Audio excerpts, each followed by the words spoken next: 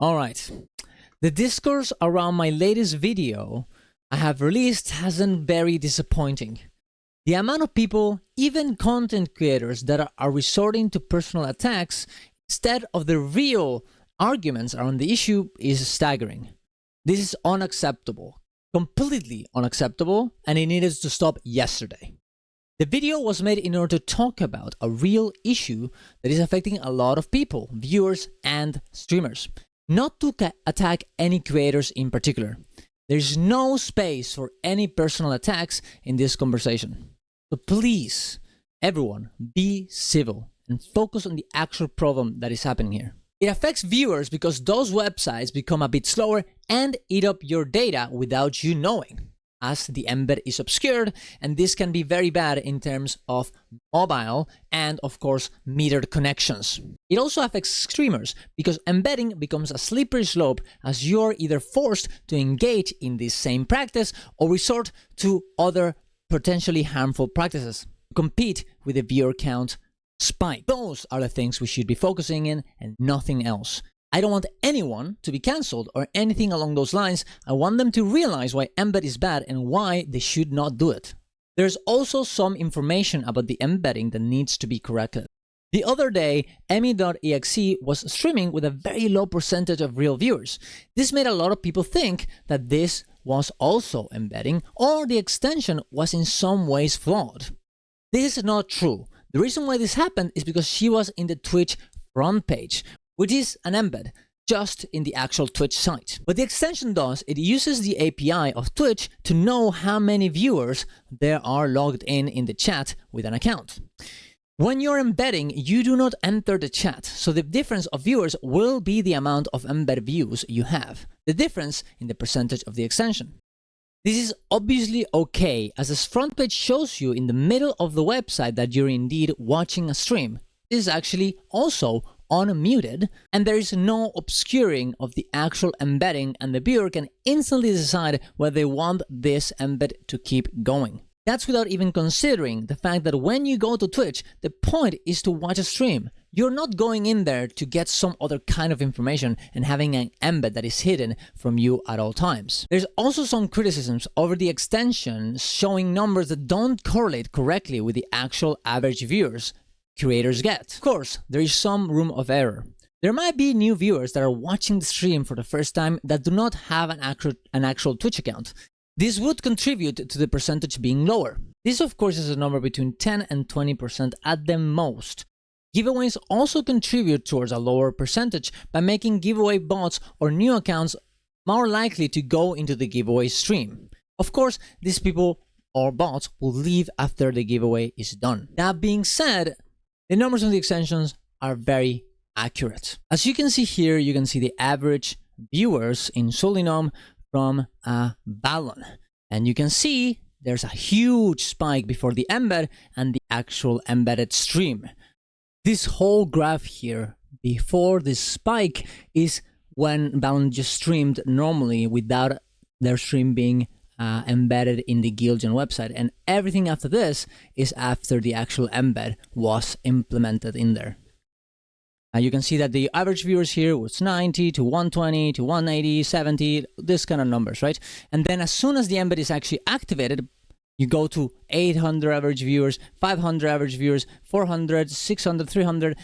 It's a huge, huge spike. And yes, this could actually be explained by some other things, like, I don't know, drops in Guild Wars 2 or something along those lines, but nothing actually happened in December 21st of 2022.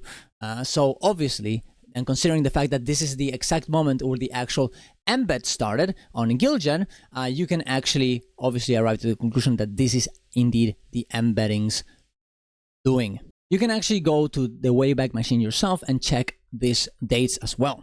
Muckluck also got a big spike out of these embeds. You can see here their numbers.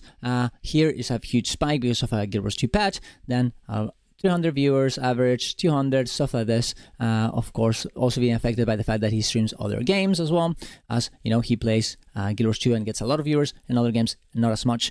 But then as soon as the actual embedding starts right here, in April 22nd, the actual average viewers go insanely high to 400, 300, and so on and so on. Now, we can't really exactly know the actual date, but as you can see here, the actual change is around April 22nd. Wayback Machine actually shows your embedded earlies into 26th of April. Snapshot of 18th of April does not have you embedded, so April, not May. Even if the extension were to be 50% off, which it isn't, by the way, the numbers would still be insanely high.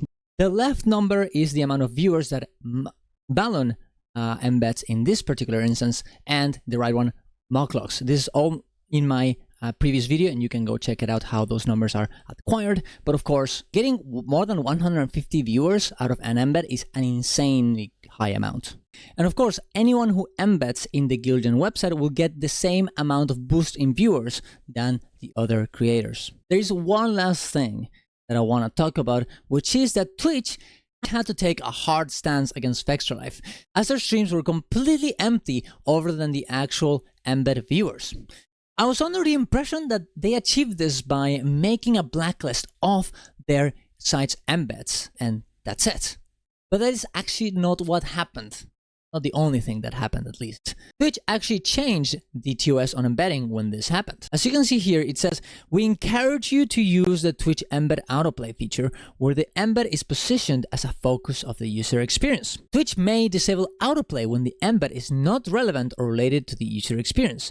Meaning, if the embed is hidden, obscured, or located at the bottom of the page, and or where a primary purpose of the embed placement is to inflate viewer count on a Twitch channel.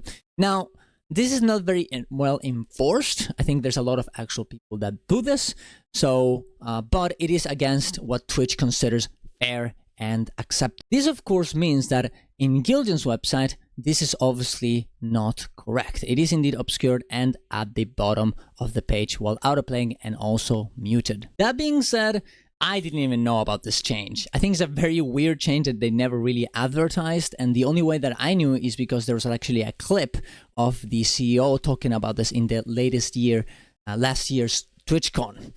So I don't think it's really fair for any of the creators that are using this practice to actually know this part either. But that's it. That's all I wanted to talk about today and clear up. I really hope this is the last video I have to make about this. I would have loved to actually answer this in the actual Reddit thread, but it got locked. And even I had a comment ready to go, but the mods locked the entire thread and I could not actually answer. YouTube also sometimes deletes random comments in my YouTube videos from time to time and I have no solution to it. And this actually happened to Mocklocks' comment. So I had to go in and post his response here and the pinned comment, as otherwise you could not really express what he wanted to express. If any of your comments gets deleted, just post it again or say it got deleted or just DM it to me and I will read it. Please, please, please, everyone be civil. Do not use personal attacks.